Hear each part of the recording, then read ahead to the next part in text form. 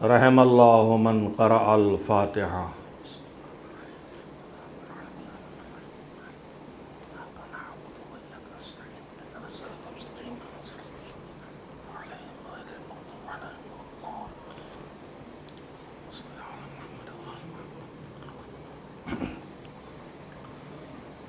اعوذ باللہ من الشیطان اللعین الرجیم، بسم اللہ الرحمن الرحیم، الحمد للہ رب العالمین،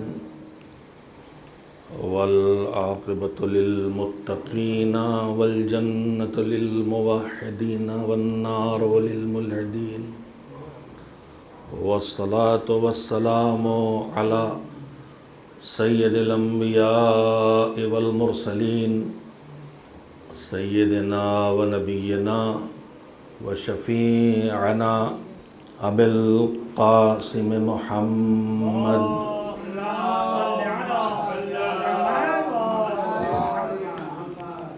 و آلہ الطیبین الطاہرین المعصومین المظلومین، واللعنۃ الدائمۃ الباقیۃ علی اعدائہم اجمعین من الآن الی یوم الدین۔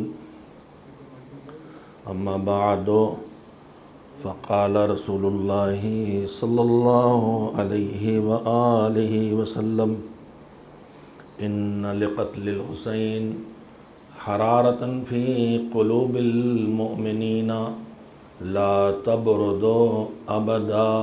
ایک بار صلوات بھیجیں محمد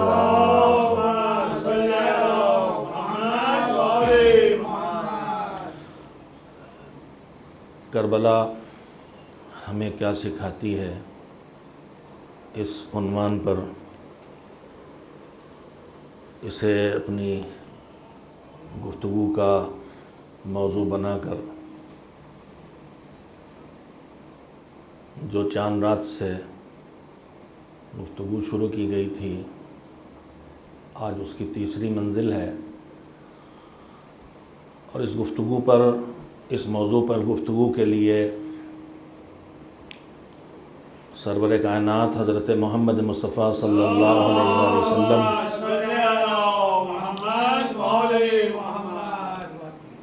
کے ایک ارشاد کو پیش کرنے کا شرف حاصل کیا ہے، جس میں حضور نے ایک پیشین گوئی کی ہے۔ حضور کی پیشین گوئی یہ ہے کہ ان لقتل الحسین حرارۃ فی قلوب المؤمنین لا تبرد ابدا۔ حسین کی شہادت کے لیے، حسین کی شہادت کے باعث، حسین کی شہادت کی وجہ سے جو حسین میرا قتل ہوگا، یہ حسین کی شہادت سے پہلے کا جملہ ہے، شہادت حسین کے بعد کا جملہ نہیں ہے۔ اس میں دو پیشین گوئیاں میں پہلے ترجمہ کر لوں کہ بے شک، بلا شبہ، اس میں کسی طرح کے شبہ کی گنجائش نہیں ہے، یہ ہو کے رہے گا کہ حسین کے قتل سے گرمی پیدا ہوگی مومنین کے دلوں میں۔ مومن کے دل کی گرمی کا مطلب بھی غور کریں، آگ لگے گی، حرارت آئے گی مومن کے دل میں، اور وہ حرارت، وہ آگ، وہ گرمی لا تبرد ابدا، بعض روایات میں لن تبرد ابدا بھی دیکھنے کو ملا مجھے، لیکن اس وقت جب میں نے عنوان کلام کے طور پر ممبر سے پیش کرنا چاہا تو بہت وقت نہیں مل سکا، میں نہیں ڈھونڈ سکا حوالے۔ لن تبرد ابدا کے ساتھ فی الحال مجھے حوالہ نہیں مل سکا، اس لیے میں نے وہ روایت پڑھی ہے جس کا حوالہ میرے پیش نظر ہے۔ لا تبردو اور لن تبردہ میں فرق ہے، نہیں دو طرح کی ہے۔ جو آگے ہم کسی کام کے لیے نہیں کرتے ہیں تو وہ دو طرح کی ہے، ایک نہیں وہ ہے جو ہاں سے بدل سکتی ہے، اور ایک نہیں وہ ہے جو ہاں سے نہیں بدل سکتی۔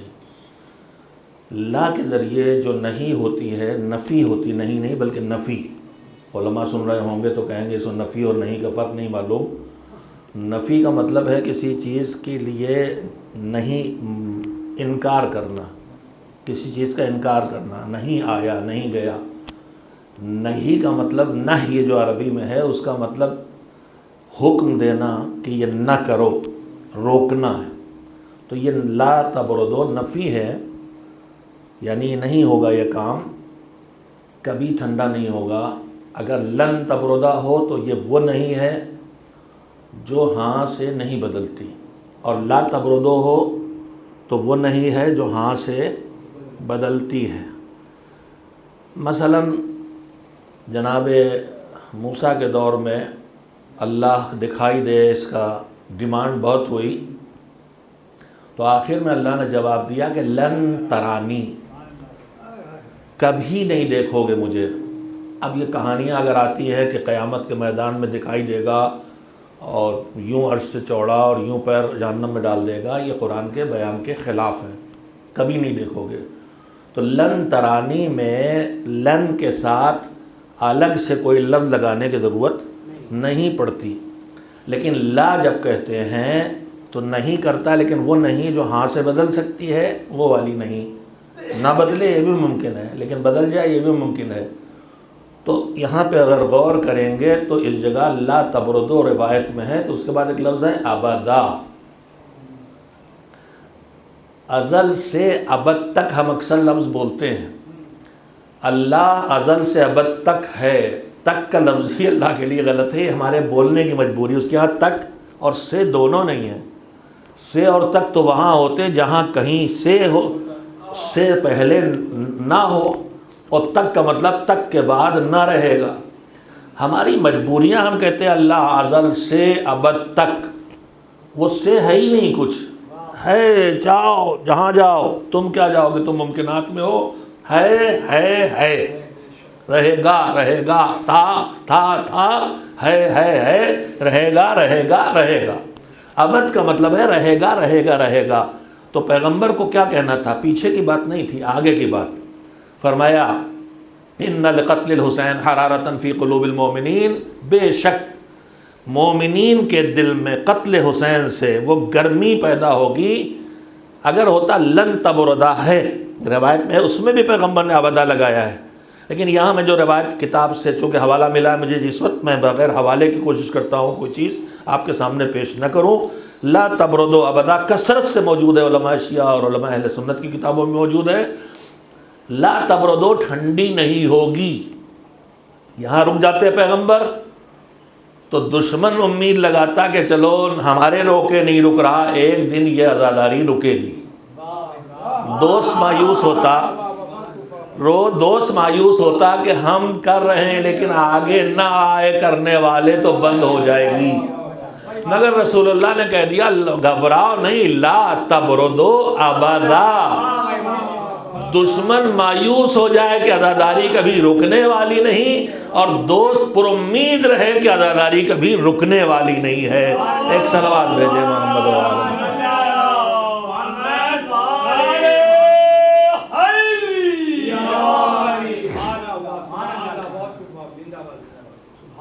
اسلام نے، میں ممبر پہ آنے کے بعد واقعاً فیض پروردگار ہوتا ہے، بعض باتیں ان کلمات کے تلاوت کرنے کے بعد ہی اللہ زبان پہ جاری کرتا، مالک اپنے اس فیض سے محروم نہ کرے کبھی۔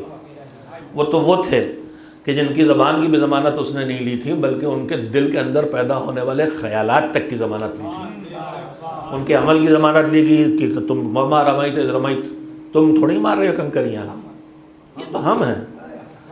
یا پھر یہ کہ وما ينطق عن الهوى ان هو الا وحی یوحی، تم تھوڑی بول رہے ہو، یہ تو ہماری بات ہے جو تمہاری زبان سے نکل رہی ہے۔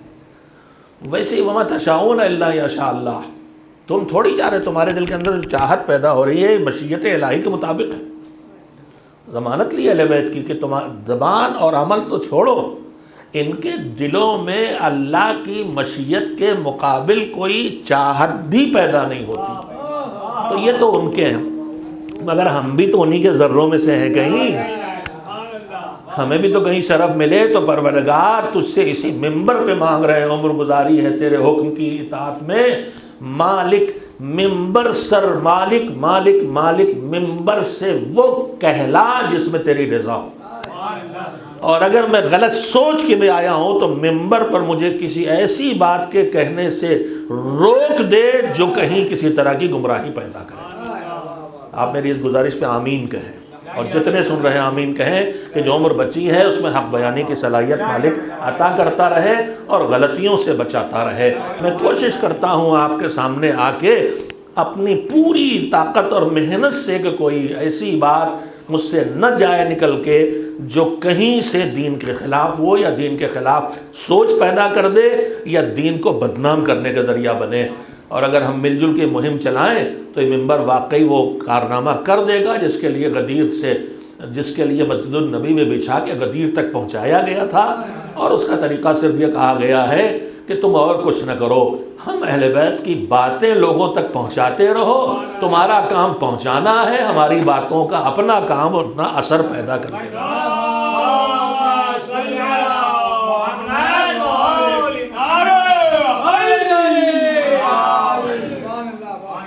کربلا ہمیں کیا سکھاتی ہے؟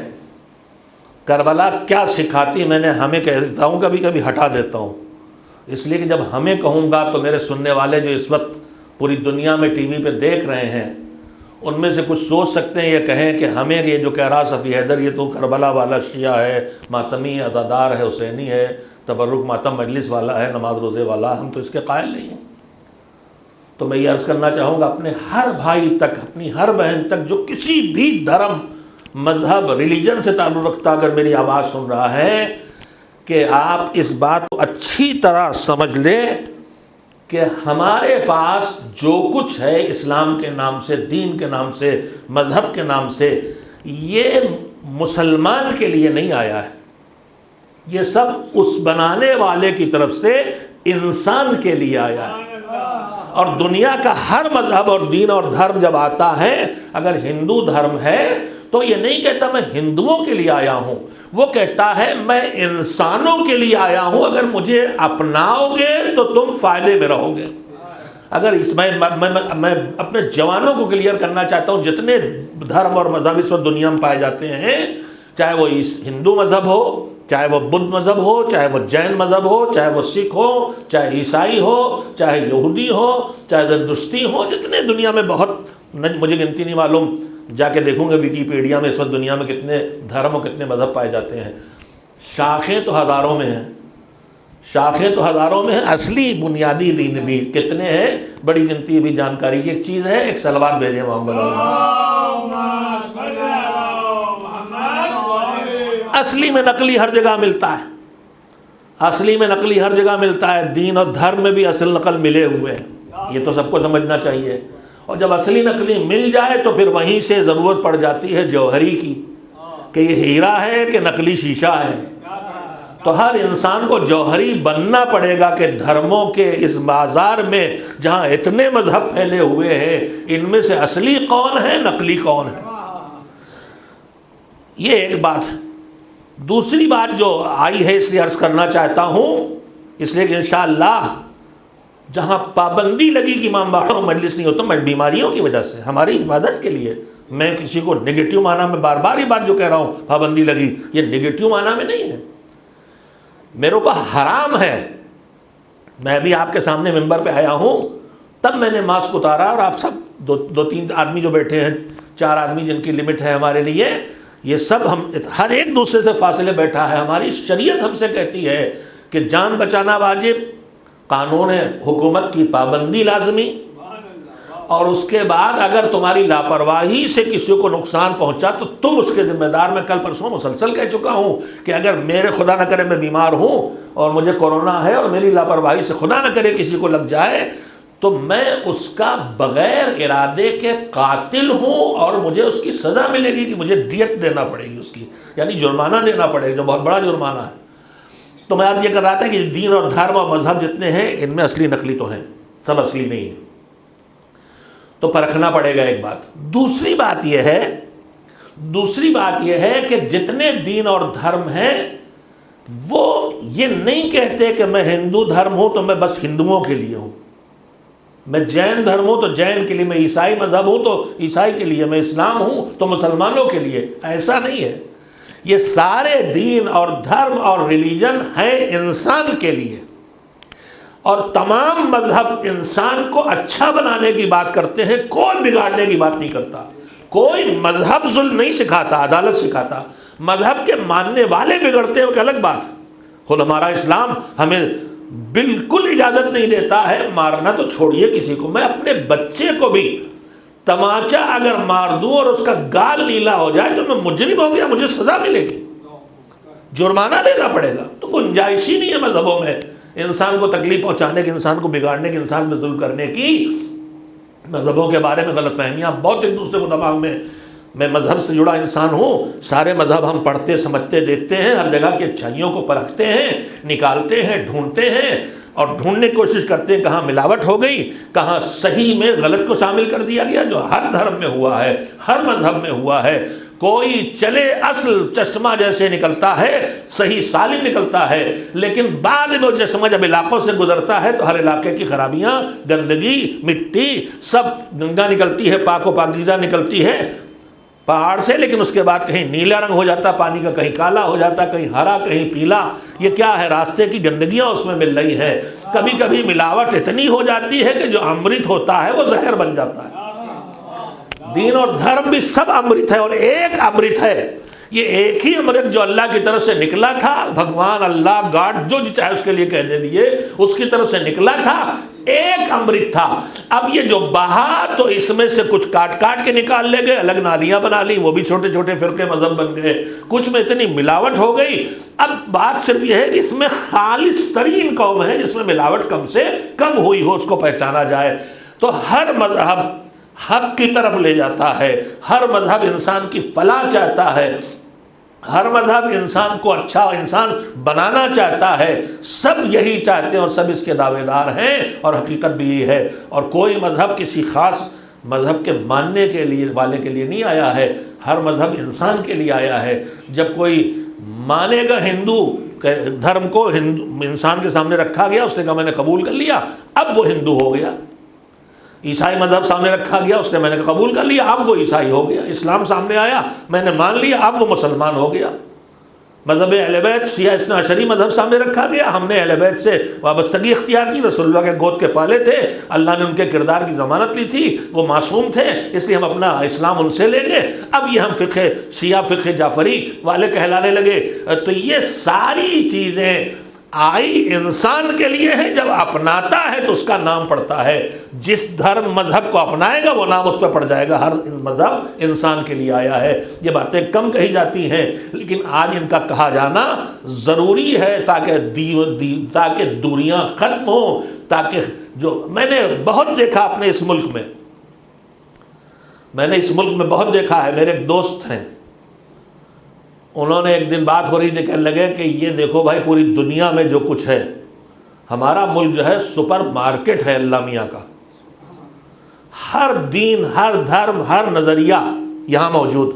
اور میں نے غور کیا تو پوری دنیا میں جتنے مذہب پائے جاتے ہیں، کہیں سارے مذہب کسی ملک میں کسی قوم میں نہیں، یہاں وہ سارے دھرم و سارے مذہب ہیں. اور اب تک کی ہماری تاریخ یہ رہی ہے کہ سارے مذہب یکجا ہو کے جتنا پرسکون ہم رہے ہیں کوئی نہیں رہا. جتنا ایک دوسرے کے ساتھ ہمارے اندر ایک دوسرے کو برداشت کرنے کی طاقت تھی کسی میں نہیں تھی. آج یہ برداشت کی طاقت ہندوستان سے ہمارا دشمن چھین رہا ہے، چاہے وہ جہاں بیٹھا ہو. لیکن ہمیں حسین سے برداشت کی طاقت ملی ہے، ہم عباس والے ہیں انشاءاللہ، ہم سے قوت برداشت نہیں چھینی جا سکتی.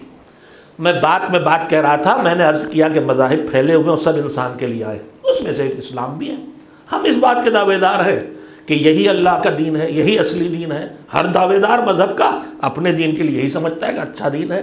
اور جیسے آپ سے میری دوستی ہو، میری آپ سے دوستی ہو، تو میں چاہتا ہوں جو مجھے اچھا لگ رہا وہی آپ کے لیے بھی کروں، جو کھانا مجھے پسند وہی آپ کو کھلاؤں. تو یہ تو محبت اور دوستی کا تقاضا ہوتا ہے. اگر میں بیمار ہوا، مجھے دوا سے کورونا چل رہا، مثلا دیسی کاڑھا پی کے ٹھیک ہو گئے، تو ہم چاہیں گے آپ کو بھی پلوا دیں تاکہ آپ بھی مضبوط ہو جائیں، کورونا کا مقابلہ کر سکیں. تو میرے عزیزوں، جو چیز آدمی اپنے لیے اچھی سمجھتا ہے، جب دوسرا جس سے اسے محبت ہوتی ہے اسی کے لیے اس کو اچھا سمجھتا ہے، دشمن کے لیے نہیں۔ تو اگر میں آپ اپنے مذہب کی بات آپ تک پہنچاؤں یا آپ اپنے مذہب کی بات مجھ تک پہنچائیں تو یہ ہماری ایک دوسری سی محبت کی دلیل ہے، دشمنی کی دلیل نہیں ہے۔ مذہب ہمیں دشمنی سکھاتا ہی نہیں ہے۔ بات پہ بات نکل رہی تھی، میں کہہ رہا تھا اب مذہب جو ہمارا دین ہے اسلام، جسے ہم کہتے ہیں دین الہی ہے، دین خدا ہے، جو اکلوتا دین ہے قرآن مجید کے بیان کے مطابق، اور جس کے لیے قرآن کہتا ہے وَمَن یبتغِ غَیرَ الْإِسْلَامِ دِینًا فَلَن يُقْبَلَ مِنْهُ، اسلام کے علاوہ کسی اور راہ حیات کو اپناؤ گے، مانو گے اسلام، کرو کچھ، ہم سے آپ سے کہہ رہا، زبان سے کہہ رہا مسلمان ہیں، توحید و نبوت امامت قیامت کے قائل ہیں، اور نماز روزہ حج زکوٰۃ کے قائل ہیں، اور اس کے بعد کہتے کچھ ہو کرتے کچھ ہو، کہتے ہو کہ ہم اللہ کو ایک مانتے ہیں اور اسی کو سجدہ نہیں کرتے، نماز نہیں پڑھتے، کہتے ہو کہ اللہ جو کہے گا ہم کریں گے، اور وہ کہتا ہے غریبوں خیال رکھے، تم غریبوں کو تنگ کرتے ہو، تو اللہ کہتے ہیں تم نے نام کے مسلمان ہو کے اگر کام کے نہ رہے تو پھر ہم تم سے قبول کرنے والے نہیں ہیں۔ اس کا ایک اسٹیج یہ بھی ہے۔ تو اب مسئلہ یہ ہے، اچھا ایک صلوات بھیج دے محمد والے محمد۔ میں نے جہاں سے گفتگو شروع کی تھی میں واپس لاؤں، اِنَّ لِقَتْلِ الْحُسَيْنِ حَرَارَةً فِي قُلُوبِ الْمُؤْمِنِينَ لَا تَبْرُدُوا أَبَدًا۔ میں نے گفتگو شروع کی تھی کہ کربلا ہمیں کہاں بلا، ہمیں کیا سکھاتی ہے، اور اس سلسلے میں بات یہاں سے شروع کی تھی کہ آخر اسی ایک شہادت میں ایسی کیا خاص بات ہے حسین کی شہادت و حادثہ کربلا میں کہ اللہ سے نے جتنا اہتمام حسین کی عزاداری کے لیے کیا ہے اتنا اہتمام کسی کے غم منانے کے لیے نہیں کیا گیا ہے، یا کیا ہی نہیں گیا یا معمولی اہتمام کیا گیا ہے۔ تاریخ دیکھ لیں، روایات دیکھ لیں، تو آخر اس کی کیا وجہ ہے؟ میں یہیں پہ گفتگو جاری کیے ہوئے تھا کہ اہتمام الہی جو ادائے حسین کے لیے اس پر نظر ڈالی جائے۔ میں نے گفتگو کی تھی آپ کے سامنے کل کہ ہماری فطرت ہے نزدیک اور قریب ترین لوگوں کی موت پر رنجیدہ ہونا اور اتنا غمزدہ ہونا کہ زندگی چھوٹ جائے، مگر ہماری فطرت ہے بھول جانا، مگر اللہ نے اس بھول جانے کی فطرت کو 14 صدیاں گزر گئی ہیں بدل دیا ہے کہ ہم نہیں بھولتے، اور اس نہیں بھولنے کی پیشین گوئی پیغمبر خدا حضرت محمد مصطفیٰ صلی اللہ علیہ وآلہ وسلم کر گئے۔ میں 2-4 چہرے جو میرے سامنے ہیں انہی چہروں سے اس پہچان لیتا ہوں کہ پوری دنیا میں اس وقت سننے والوں پہ کیا گزر رہی ہوگی، لہذا جو جہاں بیٹھے ہیں اسی جگہ سے صلوات کی برکتوں سے اپنے اپنے گھروں کو بھی متبرک کریں، اور یہ جو 4 آدمی یہاں بیٹھے ہیں بلکہ 3 بیٹھے ہیں، یہ صلوات کی برکتوں سے اس چھوٹے سے خانے کو بھی منور کریں۔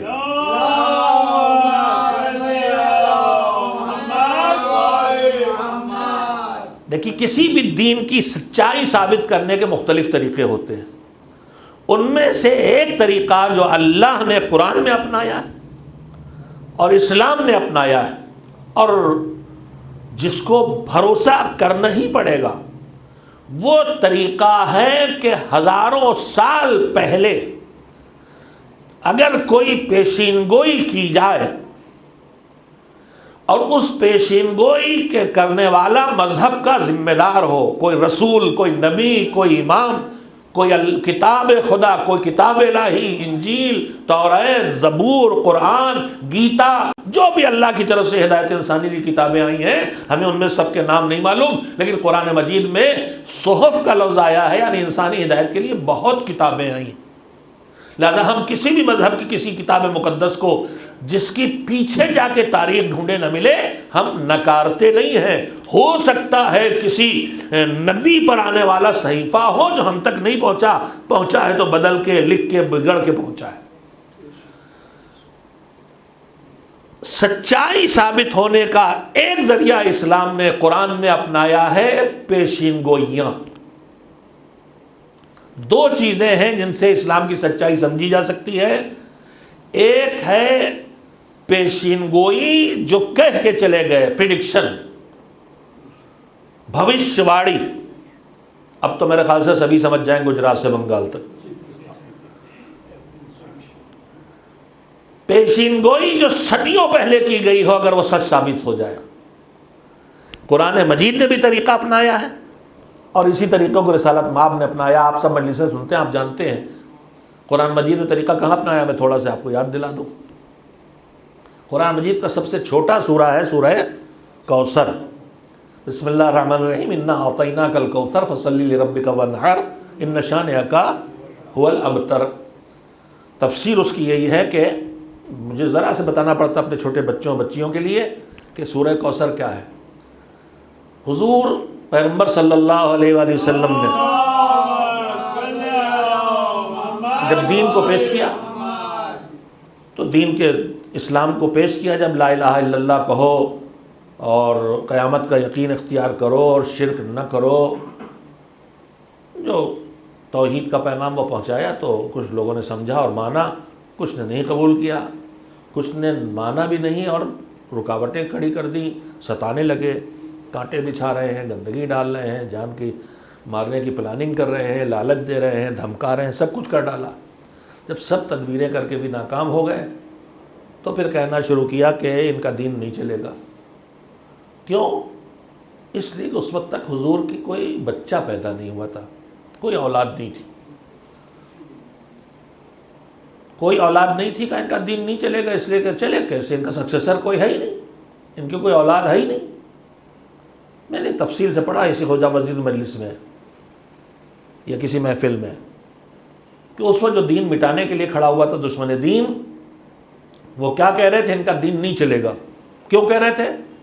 ان کے کوئی اولاد نہیں ہے۔ اچھا، ان کے اولاد نہیں تھی تو کیا دین کے ماننے والے بھی پیدا نہیں ہوئے؟ پیدا ہوئے تو اتنے کہ وہ مایوس ہو گئے تھے کہ بھیا ان کا دین رک ہی نہیں رہا، ہم نے ڈرایا، ستایا، الزام لگایا، لالچ دی، سب کچھ کر ڈالا، رکتا ہی نہیں دین، روز لوگ مسلمان ہو رہے ہیں، روز مسلمان ہو رہے ہیں۔ تو وہ مایوس ہو گئے تھے۔ تو اتنے لوگ جو مسلمان ہوئے تھے سب مکے کے تھے، تو مکے والے جو پیغمبر کے پاس آتے جاتے اٹھتے بیٹھتے وہ کیا کہلائیں گے؟ وہی مسلمان جس نے پیغمبر کو دیکھا، ساتھ رہا، اٹھا بیٹھا، باتیں سنی، وہ سب کہلاتے ہیں صحابی۔ تو میرے عزیزو، دشمن کہہ رہا تھا ان کا دین نہیں چلے گا۔ وجہ کیا بتا رہا تھا؟ ان کے کوئی اولاد نہیں ہے۔ اصحاب تھے کہ نہیں؟ اصحاب کے ہوتے بھی دشمن کہہ رہا تھا ان کا دین نہیں چلے گا، اس لیے کہ ان کے کوئی اولاد نہیں۔ اس کا مطلب دشمن بھی جانتا تھا کہ دین پیغمبر، دین خدا اسلام اصحاب کے ذریعے چلنے والا نہیں ہے، اولاد پیغمبر کے ذریعے چلنے والا ہے۔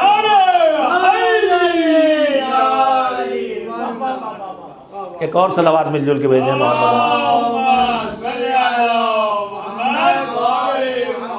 اب یہ ابو لہب، ابو جہل اور جتنے ایسے تھے سب جو تانے زنی کر رہے تھے، انہوں نے کہا کہ اولاد نہیں، ان کا دین نہیں چلے گا۔ جواب میں سورہ آ گیا پورا، انا اعطیناک الکوثر، ہم نے آپ کو نعمتوں کی کثرت سے نوازا ہے، اس میں حوض کوثر بھی ہے اور اس میں کثرت اولاد بھی ہے۔ ابھی کوئی نہیں ہے وہاں پیغمبر کے یہاں، اور اللہ کہہ رہا ہم نے آپ کو کثرت اولاد دی ہے۔ اس کا ایک بیٹی اللہ نے دے دی، فاطمہ سیدہ۔ اس ایک بیٹی سے، پیغمبر کی بیٹی سے 2 بیٹے پیدا ہوئے، 2 بیٹیاں پیدا ہوئیں، 2 بیٹے حسن و حسین۔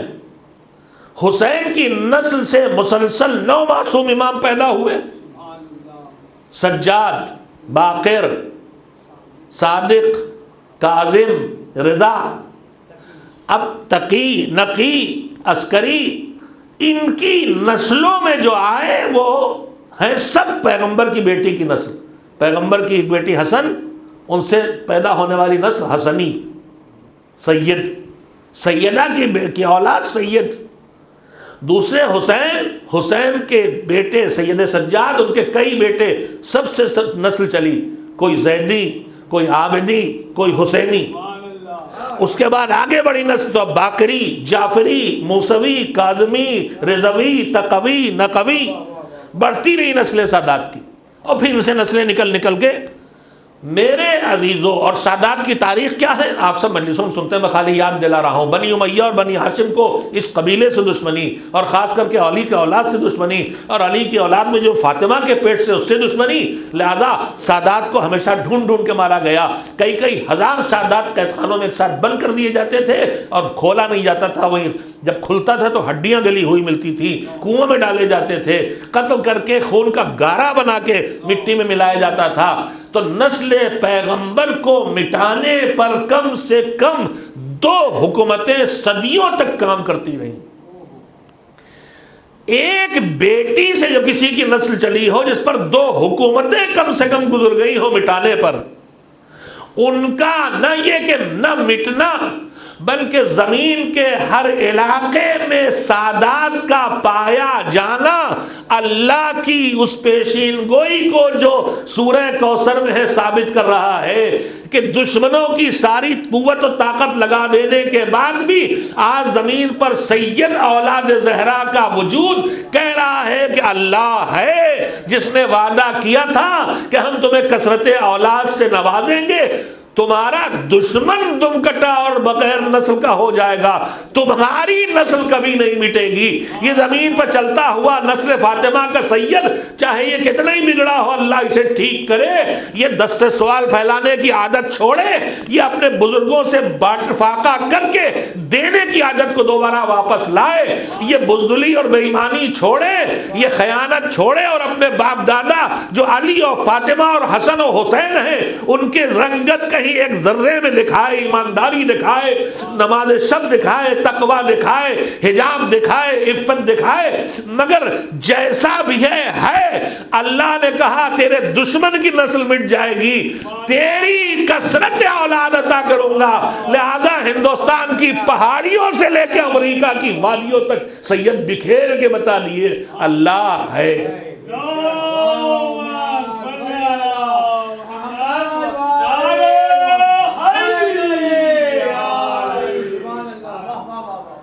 زمین پر سادات کا وجود دشمنوں نے ستایا، پہاڑوں پہ بھیجے گئے، غربتوں کے دور سے گزرے، جہالتوں کا شکار ہوئے، امت نے ہمیشہ قدردانی کی، کچھ ان میں ایسے بھی پیدا ہو گئے جس امت کی قدردانی سے ناجائز فائدہ اٹھاتے ہیں، اللہ ان کی اصلاح کرے۔ ہم سید ہیں اگر تو ہمیں اگر اس پہ ذرا سے بھی تصور ہے کہ ہم ان کی نسل سے ہیں تو ہمارا شرم سے جھکنا چاہیے۔ اگر ہم سے کوئی کوتاہی اور غلطی ہوتی ہے، ہماری کوتاہی یہی تو کہنا ہے کہ یہ اپنے کو فرزند رسول کہتا، نماز نہیں پڑھتا، یہ اپنے کو فاطمہ کی بیٹی کہتی، اس طرح سے ننگے سر ٹہل کی، اس کو حیا نہیں آتی۔ جیسے زینب پر رونے والی اگر کوئی چادر چھننے پہ روتی ہے تو اسے بھی شرم کرنا چاہیے، تو کیوں رو رہی ہے؟ تجھے تو اچھا لگ رہا تیرے سر پہ چادر نہیں ہے، تو زینب کے سر پہ چادر چھننے پہ کیوں رہی؟ ہماری ذمہ داری، اگر ہم مذہب کے لحاظ سے جعفری ہیں، شیعہ اثنا عشری ہیں، اور نسل کے لحاظ سے سید ہیں، تو میری ذمہ داری دوہری ہو گئی۔ میرے اندر 2 بار وہ طینت آئی، ایک بار وہ طینت آئی جو شیعت کے ذریعے، شیعتنا خلقوا من فاضل تیتن، شیعہ ہو تو ہماری طینت سے بچے سے بنے ہو، اور میں یہیں پہ غیر سادات کو محسوس کرا دوں۔ غیر سادات ایک طرح کا عجیب و غریب طرح کا فاصلہ پیدا ہو گیا، سب میرا موضوع نہیں، ورنہ ہمارے ملک میں نہ ہمارے مذہب میں دین تقوی اصل ہے، نسل اور خاندان کی کوئی قیمت نہیں ہے۔ لیکن جو میرے یہ بھی ممبر پہ خیال آیا ہے، اللہ کرے کہ صحیح ہو، میں سید ہوں، میری جینس سیدھے جا رہی وہاں تک کہیں نہ کہیں سے، جو غیر سید ہے وہ سوچ رہا ہے میری جینس نہیں ہے، نہیں آپ کی بھی ہیں، آپ شیعہ ہیں ان کے، اور وہ کہہ کے گئے کہ شیعتنا خلقوا من فاضل طینتنا، ہمارے شیعہ ہماری طینت سے بنے ہیں۔ فرق یہ ہے کہ آپ طینت سے بنے جو سید نہیں ہیں تو بیچ میں زہرا نہیں آئی ہے، ہم اس طینت سے بنے ہیں تو بیچ میں زہرا آ گئی ہے۔ ایک صلوات مل جل کے بھیجے محمد و آل محمد۔ میں نے جہاں سے بات شروع کی ہے میں ہٹا نہیں ہوں وہاں سے، میں یہ کہہ رہا تھا کہ آخر عزاداری حسین کا اتنا اہتمام کیوں؟ اہتمام میں ایک اہتمام یہ ہے کہ پیغمبر کہہ گئے کہ ان لقتل حسین حرارتن فی قلوب المومنین لا تبردوا ابدا، شہادت حسینی کے لیے مومنین کے دلوں میں وہ گرمی پیدا ہونے والی ہے جو کبھی ٹھنڈی نہیں ہوگی۔ حضور کے اس ارشاد میں 2 سچائیاں چھپی ہوئی ہیں پیشین گوئی کی شکل میں، اور جب پیشین گوئی کوئی پوری ہو تو پھر وہ صداقت کی دلیل بن جاتی۔ 2 سچائیاں کون سی چھپی ہوئی ہیں؟ پیغمبر کے ارشاد کب کا ہے؟ سن 11 ہجری میں پیغمبر دنیا سے رخصت ہو گئے، شہید ہو گئے، زہر دیا گیا، کئی بار دیا گیا، اسی کے اثر میں بیمار ہوئے، اتنے شدید بیمار ہوئے کہ دنیا سے رخصت ہو گئے، ورنہ 57 سال۔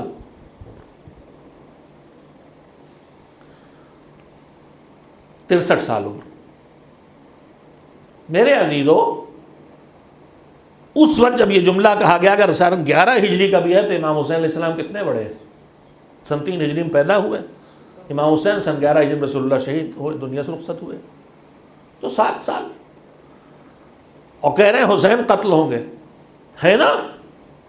ہیں۔ میں توجہ دے، میں جو بات کہنا چاہتا ہوں فیض منبر ہے انشاءاللہ۔ ان لقتل حسین، رسول اللہ یہ آپ کا بچہ آپ کی گود میں امت آپ کے قدموں کی خاک اٹھا اٹھا کے لگاتی ہے، اس بچے کو قدموں کی خاک اٹھا اٹھا کے چومتی ہے۔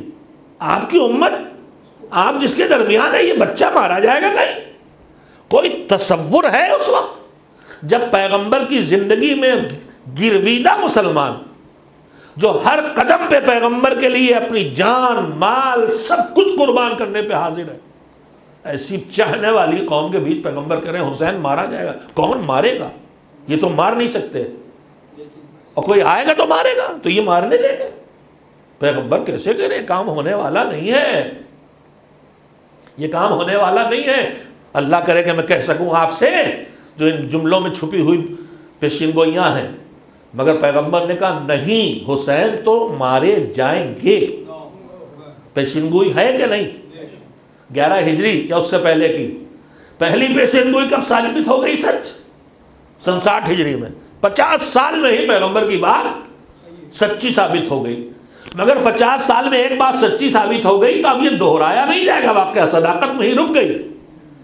توجہ دے، مگر دوسری بات پیغمبر نے کیا کہی؟ اس شہادت سے جو مومنوں کے دلوں میں گرمی پیدا ہوگی کبھی نہیں مٹے گی۔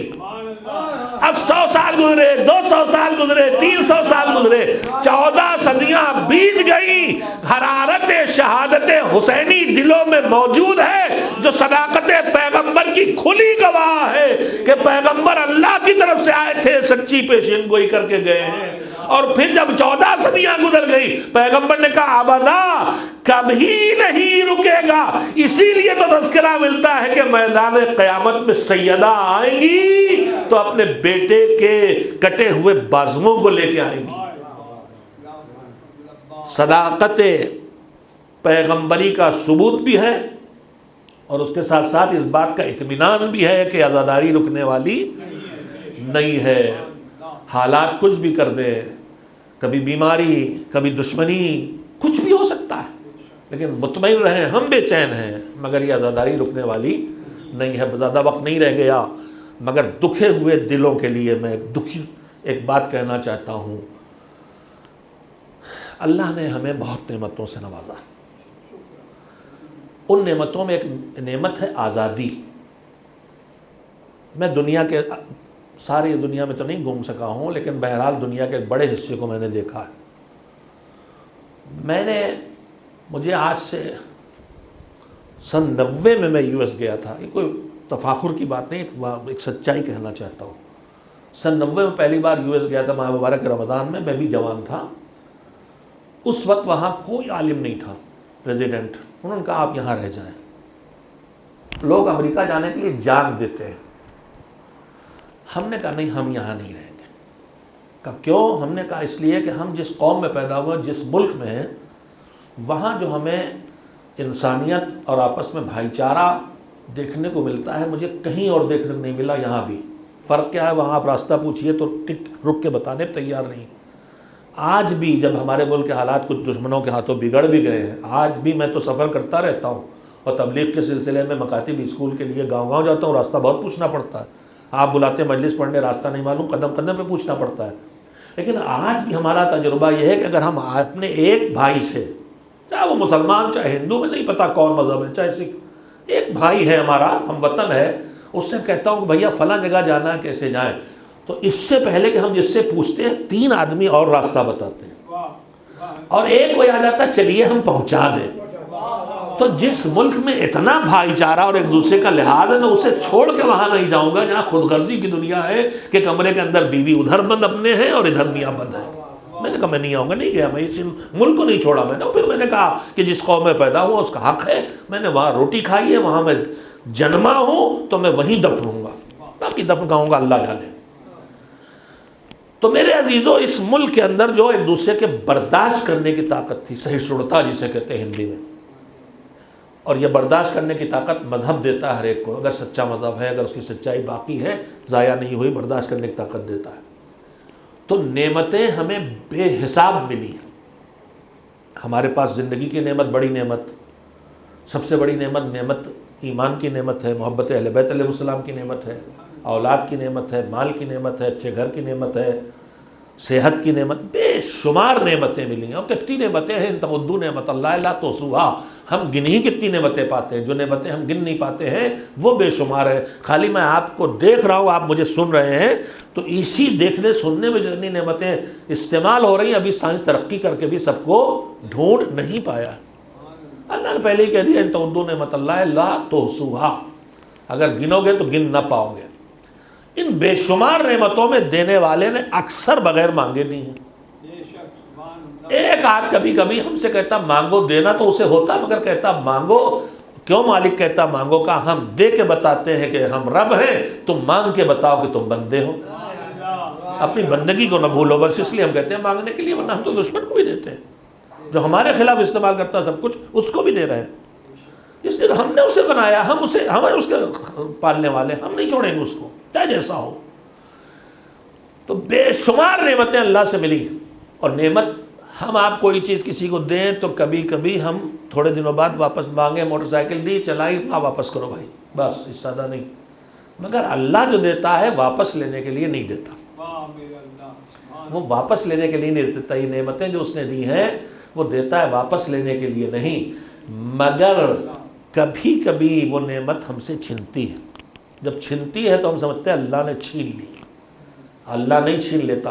میں بہت اہم بات کہنا چاہتا ہوں، نعمت دیتا ہے وہ بغیر مانگے، مگر نعمت دینے کے بعد ایک قانون نافذ کر دیا ہے اس نے کہ اگر نعمت کو بچائے رکھنا ہے اور بڑھانا ہے تو تمہیں شکران نعمت کرنا ہوگا، نعمت کا شکر کرنا ہوگا، اور اگر تم نے شکران نعمت نہ کیا، نعمت کا شکر نہ کیا، یعنی قدر نعمت نہ کی، شکران نعمت یعنی نعمت کی قدر کرنا، اس نعمت کا بیجا استعمال نہ کرنا۔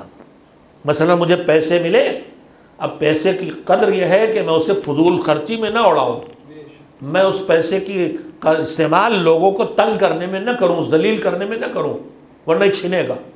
اسراف کروں گا، تبذیر کروں گا، برباد کروں گا تو ایک دن یہ نعمت مجھ سے چھنے گی۔ طاقت ملی ہے غریبوں کمزوروں کی مدد کے لیے، اب اس کا صحیح استعمال یہ ہے کہ میں کمزوروں کو کام آؤں، یہ نہ کروں کہ کمزوروں کو اس طاقت سے کچلوں اور دباؤں، چاہے وہ میرے بدن کی طاقت ہو، چاہے میرے تعلقات کی طاقت ہو، اگر میں کروں گا تو ایک دن یہ طاقت چھنے گی۔ تو شکران نعمت ہے نعمت کا احساس کرنا اور اس کی قدردانی کرنا اور اس کا بیجا استعمال نہ کرنا۔ کفران نعمت ہے نعمت کی ناقدری کرنا، جیسے آج کل ہمارے ہاں جن گھروں میں بہت فراوانی ہوتی، پلیٹوں میں کھانا چھوڑتے ہیں، ایک دن یہ بھوکے مریں گے۔ بے حساب نعمتیں ہیں، خواتین کے پاس بے شمار کپڑے ہوتے، ناقدری ادھر پڑے ادھر پڑے، برباد ہو رہے۔ شوہر چاہے بیچارہ تنگ بھی ہو تب بھی ناقدری کرتی، پھر چھننا، یہ چیز یاد رکھیں، جس کی آپ قدر نہیں کریں گی وہ ایک دن چھن کے رہے گا۔ تو کفران نعمت ہے نعمت کی ناقدری کرنا اور اس کا بیجا استعمال کرنا۔ توجہ دیں، آزادی ہمارے اس ملک کی ایک بڑی نعمت ہے، عقیدے کی آزادی، اپنے مذہب پر عمل کی آزادی، نماز پڑھو، مسجد بناؤ، عزاداری کرو، امام باڑہ بناؤ، جلوس نکالو، مجلس کرو، نظام کے اندر، ڈسپلن کے اندر رہ کے آزادی ہے۔ ہمارا دستور العمل بھی کہتا ہے مذہب کی آزادی دی جائے گی، ہمارا سپریم کورٹ بھی کہتا ہے مذہب کی آزادی دی جائے گی۔ اگر کہیں کسی چھوٹی سی جگہ پر کسی چھوٹے آفیسر سے کوئی ایسی رکاوٹ کھڑی کی جاتی ہے کہ جو مذہب کی آزادی کو روکتی ہے تو ہمارا کورٹ فوراً وہ آزادی ہم کو دلواتا ہے۔ تو مذہب کی آزادی ایک بڑی نعمت ہے۔ اظہار خیال کی آزادی، حکومت پر تبصرہ اور تنقید کرتے ہو تمہیں آزادی، یہ جرم نہیں ہے، البتہ احترام کے ساتھ، بگاڑنے کے لیے نہیں، سدھارنے کے لیے۔ تو آزادی کی نعمت بھی ایک زبان کی آزادی، قلم کی آزادی، مذہب کی آزادی، رہائش کی، ہر جگہ قانون کے دائرے ہیں۔ ہم جو چاہے پہلیں تو ہم ننگے ٹہلیں نہیں، یہاں آزادی روکی جائے گی، اس لیے کہ اب یہاں کی آزادی، تمہاری آزادی دوسرے کو بگاڑ رہی ہے۔ آزاد ہے گاڑی چلائے لیکن ہم لیفٹ ہینڈ پہ ڈرائیونگ کرنے کے بجائے رائٹ پہ چلائیں گے، نہ چل ادھر، اپنی جان بھی خطرے میں ڈال رہا ہے دوسرے کی بھی۔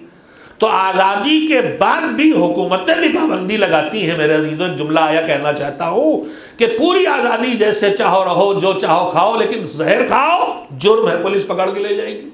تو آزادی کے آگے پابندی ہے کہ نہیں ہے؟ حکومتیں بھی آزادی پہ پابندی تب لگاتی ہیں جب یہ آزادی خود مجھے نقصان پہنچائے یا میری سوسائٹی کو۔ مذہب بھی یہی کرتا ہے، آزادیوں کو پابندیاں لگاتا ہے، بولو مگر جب دوسرے کو تکلیف پہنچاؤ گے تو روکے جاؤ گے، دیکھو مگر دیکھ کے اپنی زندگی تباہ کرو گے، دوسرے کی عزت لوٹو گے تو روکے جاؤ گے۔ بھئی یہی وہ آزادی پر پابندیاں ہیں جو آزادی یا مجھے تباہ کرتی ہے، میری سوسائٹی کو تباہ کرتی ہے۔ مذہب کی فلسفہ یہی ہے، جو پابندیاں حرام کی ہے اس کا فلسفہ یہی ہے کہ یہ وہ آزادی ہے یا تمہیں نقصان پہنچائے گی تمہاری سوسائٹی کو۔ تو ہمارے پاس ایک نعمت ہے، آزادی کی نعمت۔ جب نعمت کی ناقدری ہو تو پھر نعمت کبھی کبھی چلی جاتی ہے۔ ہم سوچیں، ہم غور کریں، ہم اندازہ لگائیں کہ پوری دنیا سے کورونا بیماری نے ہماری کتنی آزادیاں چھین لی۔ پوری انسانیت سوچے، نعمت تھی آزادی، کیوں چھن گئی آزادی؟ کیوں گھروں میں قید کر دیے گئے؟ کیوں گھروں سے نکلنے پہ مہینوں پابندی رہی؟ کیوں ہم سے آزادی چھنی؟ قدرت نے اس وبا کے ذریعے ہم سے کیوں آزادی چھین لی؟ سارے انسان سوچیں۔ کاروبار نہیں کر سکتے، آفس نہیں جا سکتے، ایک دوسرے کے قریب نہیں آ سکتے، ایک دوسرے کو گلے نہیں لگا سکتے، ایک دوسرے سے ہاتھ نہیں ملا سکتے، ایک دوسرے کے ساتھ مل کے کھانا نزدیک بیٹھ کے نہیں کھا سکتے۔ یہ سب آزادیاں، سب نعمتیں تھیں، سب چھن گئی ہم سے۔ سوچیں کیوں؟ وقت ہو گیا، کل اس کے جزیات پڑھوں گا تاکہ میں پورے عالم انسانیت کو اور پھر کربلائیوں کو خاص کر کے محسوس کرا سکوں کہ آزادی کی نعمت جو ہم سے چھینی، جلوس رکے۔ مسجدیں مجلسیں ویسی نہیں ہو رہی جیسی ہونا چاہیے، رمضان ہم نہیں کر سکے ویسے جو کرنا چاہیے تھا، نماز جماعت رکی ہوئی ہے۔ ہمیں سوچنا چاہیے نعمت کیوں چھن گئی ہم سے؟ نعمت چھنتی تبھی ہے جب یا نعمت کی قدردانی نہ ہو یا نعمت کا بیجا استعمال ہو۔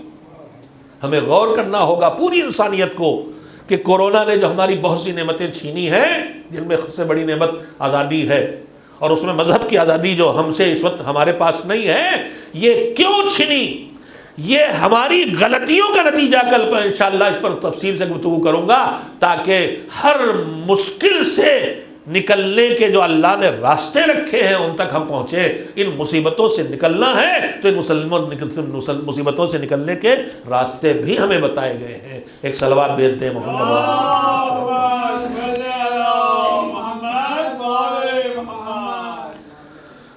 بس عزیزو، میں نے بات جہاں سے شروع کی تھی آج زیادہ آگے نہیں بڑھا سکا، مگر میں نے بار بار یہ کہ کربلا ہمیں کیا سکھاتی ہے۔ کربلا ہمیں جو سکھانا چاہتی ہے وہ اتنا اہم ہے کہ اللہ نے اس کربلا کے لیے وہ اہتمام کیا جو کسی اور حادثے اور شہادت کے لیے نہیں کیا۔ کسی بھی شہادت کے لیے یہ وعدہ نہیں دکھائی دیتا کہ اس سے گرمی پیدا ہوگی جو کبھی نہیں مٹے گی۔ شہادت حسینی کے ذریعے یہ وعدہ ہے، اور حسین کے لیے خصوصی وعدے تو بے شمار ہیں، بے شمار اہتمام حسین کے لیے ہے۔ اللہ نے حسین کے تذکرے کو ہماری زندگی کے ان لمحات سے جوڑ دیا کہ ہم کسی وقت نہ بھولیں اس کو۔ کیوں؟ میں نے کل جملہ پرسوں کہا ہے بار بار کہ یاد حسین، ذکر حسین اور فکر حسین، ذکر خدا، ذکر آخرت، فکر قبر، فکر حساب، فکر کتاب، فکر میزان تک لے جاتی ہے۔ تو جتنا حسین کو یاد رکھے گا اتنا دین یاد رہے گا، اتنا خدا یاد رہے گا، اتنا حلال حرام یاد رہے گا۔ جتنا حسین کو یاد کرے گا اتنا قرآن یاد آئے گا، نماز یاد آئے گی، خیرات یاد آئے گی، غریبوں کی مدد یاد آئے گی، صبر یاد آئے گا، شکر یاد آئے گا۔ لہذا اللہ نے اس کو ہماری زندگی سے جوڑ دیا۔ کسی امام کے لیے آپ کو حکم نہیں ملے گا اس طرح سے ہر وقت یاد کرنے کا۔ میں نے گزشتہ سال اس سے پہلے خواجہ مسجد کی محدود مجلس میں پڑھا تھا، آج میں عالمی سطح پر یہ بات کہنا چاہتا ہوں، بس آخری بات اور وہیں سے مصائب کے تذکرے۔ میرے عزیزو، یہ بتائیے جن نعمتوں کے درمیان ہم زندگی بسر کر رہے ہیں ان میں وہ نعمت کون سی ہے کہ جو چند منٹ اگر ہمارے پاس نہ رہے تو ہم زندہ نہیں رہ سکتے؟ وہ ہے ہوا۔ کھانا ہماری ضرورت ہے لیکن کئی کئی دن کھانے کے بغیر رہ سکتے ہیں۔ پانی ہماری ضرورت ہے لیکن کئی کئی دن پانی کے بغیر رہ سکتے ہیں۔ لیکن ہوا ہماری کیسی ضرورت ہے؟ چند منٹ سے زیادہ ہم نہیں رہ سکتے. ابھی کورونا میں ہوتا ہی ہے یہ کہ آکسیجن لینے کی صلاحیت آدمی کی پھیپھڑوں میں ختم ہو جاتی ہے تو الگ سے آکسیجن دی جاتی ہے کہ اگر یہ گھٹ گئی 90 سے اندر آ گئی خون کے اندر آکسیجن تو زیادہ دیر جی نہیں پائے گا. تو ہوا ہماری وہ ضرورت ہے کہ جو ہر لمحے چاہیے.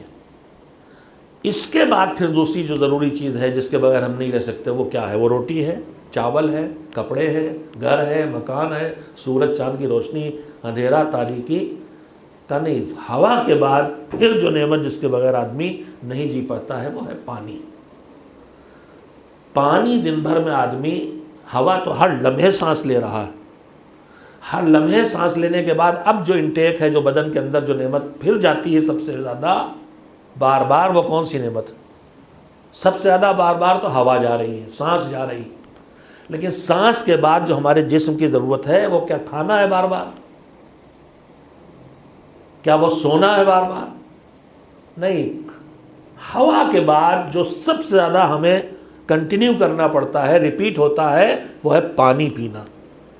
اللہ حسین کی یاد کو کہاں کہاں سے جوڑ رہا ہے کہ جب بھی ٹھنڈا پانی پینا تو ہمیں یاد کر لینا. اب دن بھر آدمی پانی پیے گا تو دن بھر حسین کو یاد رہے گا اور کربلا سبق دیتی رہے گی. چلو میں پانی لے کے پھینک دیا تھا عباس نے اس لیے کہ بچی پیاسی، اور پانی آیا تھا مسلم کے دہن تک مگر خون مل کے نجس ہو گیا. خون ملتا ہے تو خون ملا ہوا پانی نہیں پیا جا سکتا.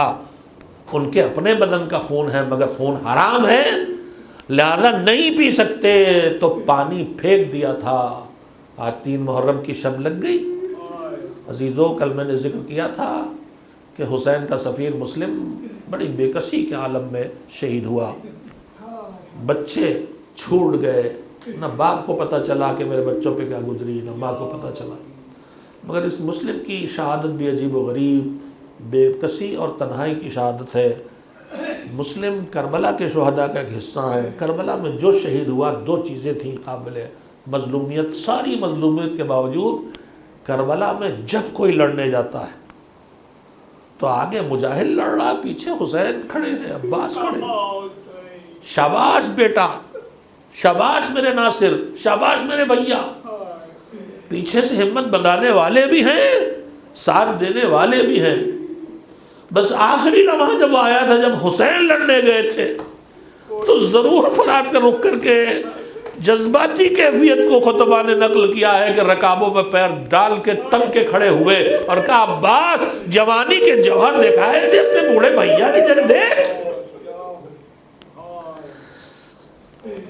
مگر جب حسین لڑ رہے تو چاروں طرف چاہنے والوں کی لاشیں ہی زندہ تھی، تڑپ تڑپ کے گواہی دے رہی تھی. خیمے میں بہن موجود تھی. مگر مسلم جب کوفے میں لڑنے چلے ہیں تو ہزاروں کا لشکر ساتھ تھا. مگر 8 ذی الحجہ کی شام ہوتے آتے ہزاروں کی تعداد سینکڑوں سے بدلی، سینکڑوں کی تعداد گنتیوں پہ آ گئی. اور جب 9 ذی الحجہ کی شب میں مسلم نماز عشاء کے بعد مسجد سے نکلے تو اکیلے تھے. حسین کا سفیر، مسلم کا عقیل کا لال تنہا ہے، بچوں کو چھوڑ کے آیا، وہاں بھی واپس نہیں جا سکتے. کہاں جائے؟ حیرت زدگی، سارے دروازے بند ہیں، ہر طرف سناٹا ہے. دن بھر جنگ لڑی ہے، بھوکے بھی ہیں، پیاسے بھی ہیں. اس عالم میں سمجھ میں نہیں آیا کہاں جائیں. مسجد کے پاس تھوڑی دور پہ گھر ہے، جا کے دروازے پہ بیٹھ گئے. گھر کے اندر سے جب کسی کو احساس ہوا کوئی دروازے پہ بیٹھا ہے تو گھر سے ایک ضعیفہ نکلی، ان کا نام توہم آپ سب جانتے ہیں.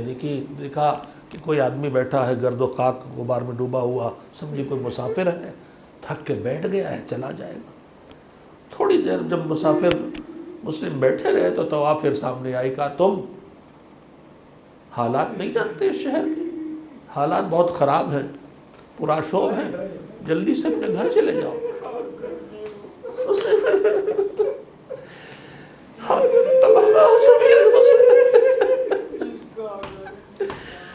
کہا یہ بتا کنیز خدا کہ جس کا کوئی گھر نہ ہو وہ کہاں جائے؟ تم کوفے مسافر ہو؟ کہاں سے آئے ہو؟ مدینے کا نام سن کے تڑپی. مدینے میں کس محلے سے؟ کہا محلے بنی ہاشم. کہا رہے تم میرے مولا حسین کے زمین مسلم تو نہیں؟ کہا میں وہی ہوں. ہاتھ جوڑ لیے.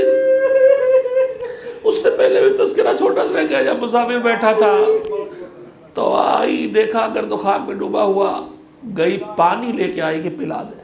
مسلم نے پانی پی لیا. بس اس دروازے پہ جو یہ پانی پیا, اس کے بعد نہ مسلم نے پانی پیا اس گھر میں, نہ کھانا کھایا. زحمت نہ دی اس سے زیادہ. کہا میرے شہزادے دروازے پہ آئے ہیں, واپس کر رہی, چلیے گھر میں چلیے, اندر آئے. عبادت کرنا شروع کی. لاکھ اس نے کوشش کی کہ کچھ کھلانے کا نہیں, یہ بوجھ تجھے نہیں دوں گی. عبادت پہ رات بسر ہوئی. صبح ہوئی, ایک مرتبہ گھوڑوں کی ٹاپوں کی آواز آ گئی. اس نے کسی مومنہ کے گھر سے ظالم نے جا کے خبر کر دی. حملہ ہو گیا. ایک مرتبہ جلال آیا تلوار لے کے نکلے. کہا مولا, کہا یہ ممکن نہیں ہے کہ میں گھر کے اندر تیرے بیٹھوں اور تیرے گھر میں دشمن آ کے مجھے یہاں سے لے جائے, تیرے گھر کے اندر داخل ہو. میں کہوں گا مسلم آپ ایک مومنہ, ایک خاتون کی آبرو کی حفاظت کے لیے لڑنے نکل پڑے. ارے کربلا میں خیموں کے اندر ظالم در آئے ہیں, سروں سے چادریں چھین رہے ہیں. نکلے, لڑے, لڑتے رہے, شکست ہوتی رہی, رسالوں پہ رسالے آتے رہے. آخر ابن زیاد نے کہلایا کہ یہ ایسے قابو میں آنے والا نہیں ہے. ابن اشعث, اسے دھوکہ دے کے مارو, یہ علی کا شاگرد ہے. گڈھا کھودا گیا, خس و خاشاک سے پاٹ دیا گیا, حملہ کیا گیا. تیزی سے دوڑتے ہوئے مسلم چلے, دوڑاتے ہوئے گھوڑے کو. گڈھے میں خس و خاشاک تھی, گھاس تھی, گرے. اب بھی ظالموں میں ہمت نہیں نزدیک آئے. دوروں سے پتھروں, دور سے پتھر مارنا شروع کیے, تیر برسانا شروع کیے, نیزے پھینک پھینک کے مارنا شروع کیے, اور آخر میں آگ مار کے جلانا شروع کیا. مسلم جب بری طرح سے نڈال ہو گئے, پورا بدن مجروح ہو گیا, دانت ٹوٹ گئے, پورا بدن لہو لعان ہو گیا, بدن میں طاقت نہ رہ گئی, تو گرفتار کر کے ابن زیاد کے دربار میں لائے گئے. کسی نے کہا سلام کرو. کہا امیر یہ نہیں ہے میرا, میرا امیر مکے میں ہے. مسلم کو کیا معلوم کہ حسین مکہ چھوڑ چکے ہیں. میں سمیٹتا ہوں, شہادت کا حکم نافذ ہوا. کہا کہ مجھے پیاس لگی ہے, ذرا پانی منگوا دو. پانی لایا گیا. آب جام آب دہن سے لگایا, دندان مبارک پتھروں سے ٹوٹ چکے تھے اور زخمی تھے. پانی پینے کی کوشش کی تو خون پانی میں مل گیا. پیاسے مسلم نے پانی پھینک دیا. میرے غلاموں دیکھو, ان حالات میں بھی مسلم پابند شریعت ہے. پانی میں خون مل گیا ہے تو یہ پانی مسلم نہیں پیے گا. پھینکا, ایک بار, دو بار, تین بار. کہا میرے مقدر میں اب پانی نہیں لکھا ہے, یہ لبوں سے نہ جائے گا, اندر اس میں خون ملا ہے. کہا لے جاؤ, گردن اڑا دو. دارالامارہ کی چھت پہ لایا گیا. اور اس کے بعد گردن اڑانے سے پہلے مسلم نے فرمائش کی کہ بس مجھے 2 رکعت نماز پڑھ لینے دو.